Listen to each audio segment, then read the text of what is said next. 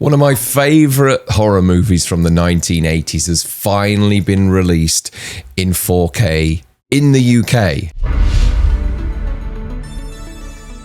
Hey folks, Darren here. Welcome back to Only Sounds. Re-Animator was a movie that came along in the UK just after the Video Recordings Act was introduced. We had all the problems with the Video Nasties moral panic in the UK, and this movie came along just at the right moment because horror films had been sanitized, had been taken off the shelves, had been cut to ribbons. And although Re-Animator was cut by, I think, just under 2 minutes, it still packed a punch, and I hadn't seen a horror film like it for a few years when this came along. I remember renting the EV Entertainment in Video, who are still around now.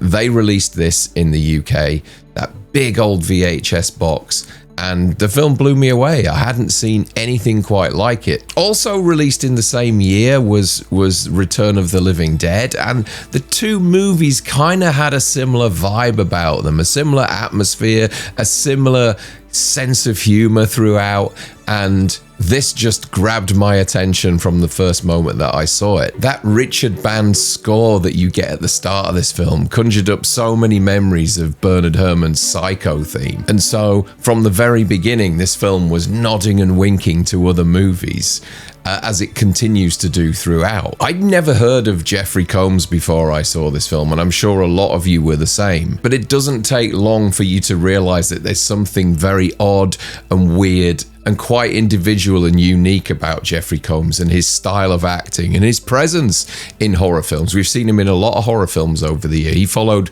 up with From Beyond a few years later and put in a similar sort of maniacal performance. But Re-Animator remains my favourite movie of his. And when a 4K was announced in the US earlier this year, I was gonna buy it. I missed out on it. And I was delighted to see that Second Sight were going to release this movie in the run-up to Christmas. And while I was away over the last few days visiting family, it arrived in my postbox. So I was so excited to come back and find this waiting for me. Terrific artwork on the front cover there. Again, Second Sight style. The only thing that I would be critical about Second Sight is we never get the real option to have the original artwork at all. And so, you know, you're kind of in the hands of their artists and whether they pull off a good cover or not. And I think they really have with this. I think they really have. I quite like it. It looks very classy. It really does. I'll show you the back there. There's the back of the box. There's the spine. And then as usual with Second Sight, they really do treat you with all the extras and features and limited edition packaging that you get with these films. So just to look inside, there's the art cards that you get. There you go. Some really cool stuff there.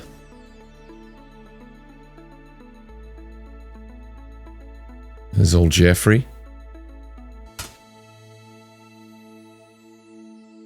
Also, it's packaged with this huge 120-page book that you'll never ever read, but it's nice to have. I'll just give you a little glance of what's inside the book. Lots of essays, pictures, nonsense that you'll never need or want. But, you know, great to have within this collector's pack.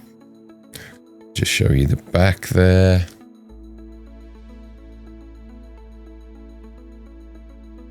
There's the spine. So yeah, really usual high quality stuff that they've produced here. I'll also give you a look at the artwork for the Blu-ray box itself. There you go. And then on the reverse, Dr. Hill, his noggin. Really cool artwork there. And then on the inside you have Dr. Hill with the fake head.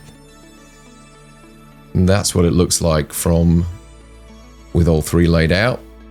And then the discs. You have the 4K uncut version And it's the first time that it's been released on 4K in the UK. The cuts the BBFC insisted on were actually waived back in 2007. And so I think the bulk of those cuts were based around the scene with Barbara Crampton on the bed and Dr. Hill's head. But yeah, they were reinstated back in, those scenes were reinstated back in 2007. And so since then we've had uncut versions, but never in 4K before. I think this is the first 4K version in the UK. So as I said, the 4K version there, the Blu-ray with the main feature and the special features.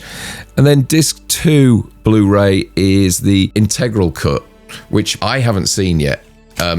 Apparently it's a TV version that's kind of more padded out with plot rather than gore and things like that. So I'm looking forward to getting around to watching the different cuts and all the special features that are involved in this. Now, Re-Animator was released way back in 1985. It fared really well with the critics. It has 90% on Rotten Tomatoes. I think it has around about an 82% audience score as well. So it favors really well with critics and horror fans alike. It was made for around about $900,000 and went on to gross around about $2 million in the theatre, but it's had a huge life afterwards on home entertainment formats. So you will see, if you look into the history of this film, this has been re-released a number of times with a lot of special features that have been collated over the years. Now, I've only ever owned a DVD of Re-Animator in the past, and so a lot of the special features are going to be new to me. So I'll go through them now and let you know what's on here. So we have a new 4K restoration, which is approved by producer Brian Yuzna. The UHD is presented in HDR with Dolby Vision. It's also got a DTS HD soundtrack as well. As I said, it also includes the integral version, which is on a Blu-ray. The region code is region B for the Blu-rays over here, and as usual, the 4K will be multi-region. In terms of bonus content, we've got a new audio commentary by critic and historian Eddie Falvey, audio commentary with director Stuart Gordon, audio commentary with producer Brian Yuzna and actors Bruce Abbott, Jeffrey Combs, Barbara Crampton and Robert Sampson, a video essay, The Cosmic Horror of H.P. Lovecraft, by Mike Munzer, Re-Animator at 40, a conversation with Jeffrey Combs, Barbara Crampton and Brian Yuzna, Piece by Piece, Cutting Re-Animator, interview with editor Lee Percy, Susie Sorority and the Good College Boy, an interview with actor Caroline Purdy Gordon,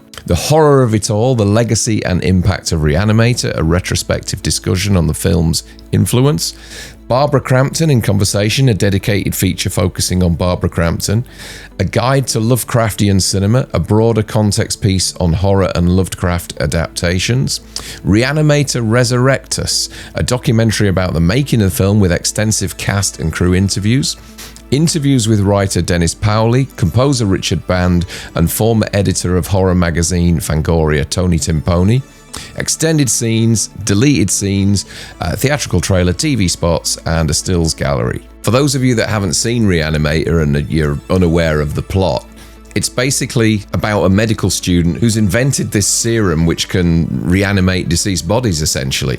He and his classmate Dan Kane, played by Bruce Abbott, begin to test the serum on dead human bodies, and they come into conflict with Dr. Hill, who is infatuated with Kane's fiancée, played by Barbara Crampton, and wants to claim the invention as his own. As bodies are reanimated, mayhem ensues, and we get tons of grisly horror, black comedy, and the film plays fast, delivers shocking gore, but also undercuts the horror with dark humor and absurdity. Because of its gruesome subject matter, corpses being reanimated and things like that, the film is firmly in the horror/splatter subgenre, but it's also deliberately over the top, irreverent, I guess, and satirical rather than a tragic or serious horror.